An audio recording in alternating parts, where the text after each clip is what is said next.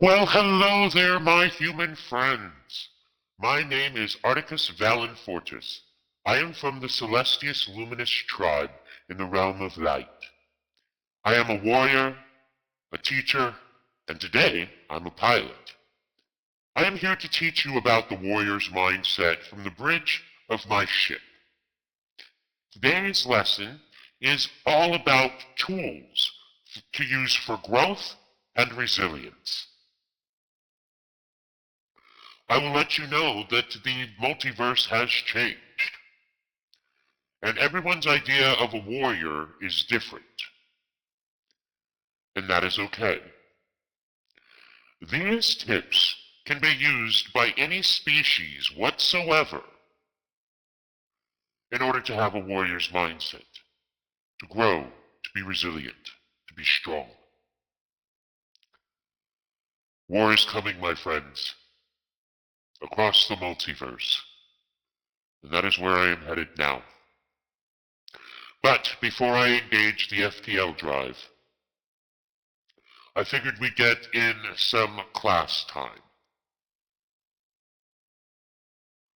We've talked a lot about how the warrior's mindset involves greater resilience, greater patience, calmness, strength. But the real question is, how do you get to that point? How can you gain that warrior's mindset?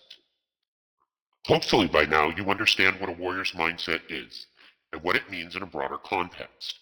But how can you overcome your weakness and your urge to eat cake, much less your weakness to relax and take the easy options? I ask myself that every time I teach this course. Here are a few powerful tools that will help you grow and become stronger if you implement them in your life. The first one is going to be meditation. Meditation is an absolute must for a modern warrior. This is one of the single most powerful tools for transforming your mindset and giving you resilience, hardiness, and a sense of calm when you need it most. You can choose to have these things, and it will influence on how you react with your emotions and your feelings under times of stress. Meditation is simply the practice of concentrating your mind, of emptying your brain of thoughts, and learning to avoid distracting ideas and impulses. This takes great mental discipline, and in that sense, it is a perfect tool for training that discipline. Really, concentration is discipline. Now, there are many types of meditations that you can use. You see, what's more is that meditation teaches you to take a break from your distractions, from your anxieties, from your fears, from your urges and your desires. You see, mindful meditation, which is what my friend Ember teaches, it leads you to let your thoughts drift by without affecting you, while transcendental clears your mind entirely. I prefer to do a moving meditation with my sword. I will go through the moves and empty my mind and find stillness and peace, where the blade becomes one with me. I also choose to run. I have found that this discipline, this concentration on what it is that you are doing, really truly helps. This is a great way to calm your psychological aspects when stressed or aroused, and to take back control over your thoughts and of your actions. Those who meditate regularly are calmer. They are more efficient, and they are less easily riled, so this frees them to act like the most considered and effective manner in all regards. Finally, meditation is a great way to recharge your batteries and gain more energy, which in turn allows you to execute your plans. Seinfeld credits meditation with providing him with endless energy. He says that he would likely still be doing the show and wouldn't have burned out had he already practiced transcendental meditation. In an interview with him I saw once, he said he gets up at 6 a.m. His kids get up about 6:45, and so he does the meditation before anybody gets up. And how does it feel? Well, it doesn't feel like anything, mostly. I don't understand it, but here's the difference. At 1 p.m. that day, my head does not hit the deck like it used to. That's the difference. If I didn't do the meditation in the morning and I'm working, then by 1 p.m. I'm shot. And I think most people are. He also says that now, at 1 o'clock, I'm feeling good and I am focused. I just sail through the day, and then I have my second meditation break around 3 or 4. And it gets me through the evening as well. Now, another thing you can do once you're done meditating, and you don't have to do much, okay? Start with 5 minutes. Once you have mastered that, increase it. You see, I personally go for a 30-minute meditation every day. I find it clears my head. I'll do 15 minutes in the morning and 15 minutes in the evening. And this definitely keeps my day in practice.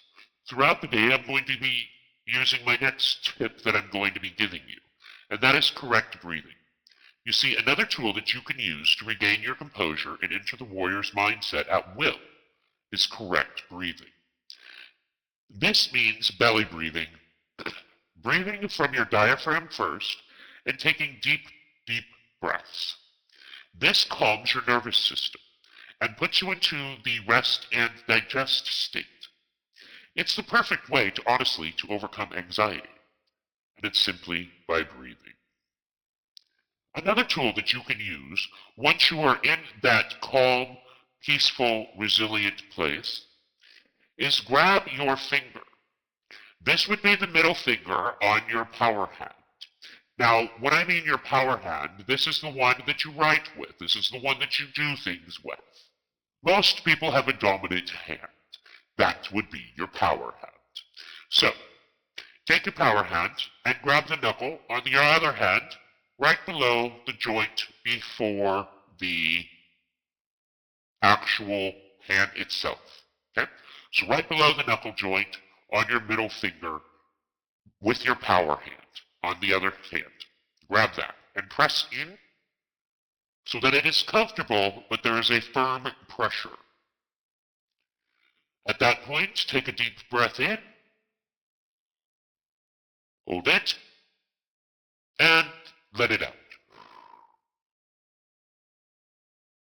When you are feeling peaceful, calm, by pressing onto that knuckle, it helps anchor it into your nervous system.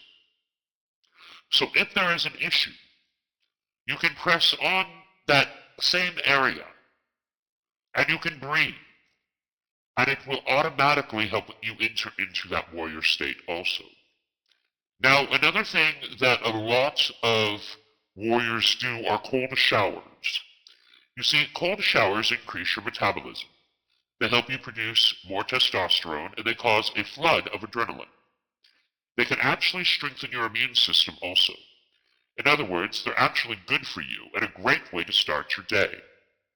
But at the same time, they hurt and they suck. And anyone who has ever had a cold shower knows exactly what I'm talking about. This is a terrible shock to the system, and it's the last thing that you want to do, especially when you are just waking up, which is precisely why it is ideal for your warrior training. You see, taking cold showers require incredible mental discipline, and if you can force yourself to do this every day, then you can achieve just about anything. As a fun fact, Hugh Jackman said that he used cold showers as a way to get into the mind of Wolverine for the X-Men movies. Now there's a warrior that you can afford to be more like. Let's also talk about strength training in the martial arts. What do all warriors throughout history have in common? Well, they're not just mentally tough. Although that has been the focus of these lessons, they are also physically tough. This is very important because physical toughness gives you the strength, the resolve, and the power to be confident and to make a stand when you need to fight for your values. If you don't have your health, you don't have anything. And honestly, strength training and taking care of your physical form, as well as doing martial arts, helps you with this.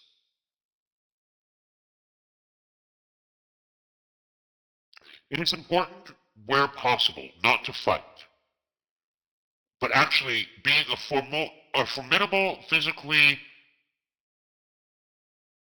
will help. You see, it helps you avoid the need to fight. People are intimidated simply by your form. However, you do not have to look like Arnold Schwarzenegger in order to be physically fit. You see, a formidable physical structure simply means there is not a lot of fat, and you have trained your body to react in an emergency. It will also give you the ability to protect the ones that you love at a moment's notice. Both martial arts and weightlifting will help you grow while also instilling great self-discipline within you. To increase your chances of succeeding on your journey, take up a martial art and endeavor to hit that gym 3 or 4 times a week. Do something besides just running on the treadmill. Build up that physical strength. As Socrates once said, no man has the right to be an amateur in the matter of physical training. You see, it is a shame for a man to grow old without seeing the beauty and the strength of which his body is capable of. My friends, a strong mind is the goal of these courses, but a strong body will take you very far in life. It is easier to sit on the couch and munch on junk food than get up and walk, or go to the gym and lift weights. It is easier to sit on the couch than get in your gi and head to the martial arts class. However, self-discipline is part of the warrior's mindset. Stay strong, my friends. Next lesson, we're going to be talking about applying classical warrior principles to your business and to your life.